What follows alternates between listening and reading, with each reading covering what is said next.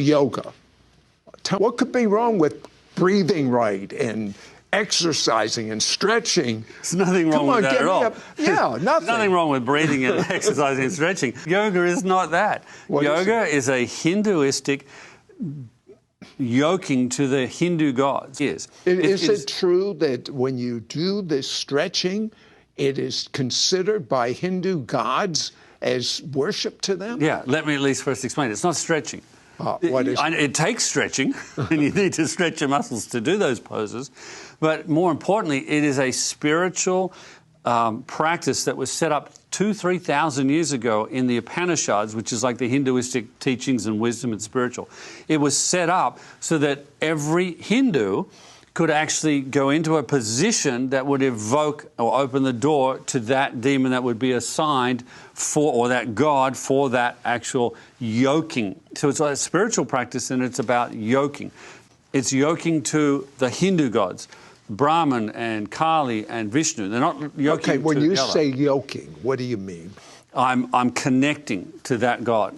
And every one of those positions is designed for evoking a different type of Hindu god into their life to affect them. Or to, another thing that happens in certain breathing things, they're not just breathing right. There are certain meditational, Eastern meditational breathing exercises that are involved in yoga that will actually activate a thing called the Kundalini spirit, which is at the base of someone's spine. And it is an interesting thing with yoga, because there's so many, not just Christians, but I need to bring you back to the secret meetings. One of the things that came out of the meeting as well, especially with spiritual leaders that we were involved with, one of our aims was to bring in a one world religion. So in order to bring in a one world religion, we needed to bring down other religions or neutralize them. So it was about all religions are okay. All paths lead to God. Didn't matter whether you're a Muslim, didn't matter if you're a Tao or a Buddhist or a Hindu or whatever. It didn't matter who you were, we would all end up into Nirvana or into God. And so when there's that deception like that, that anyone will do it and it's watered down, what started to happen is we went, what's one thing that right now no one believes and thinks it's crazy, but we could wean them into? And we chose yoga.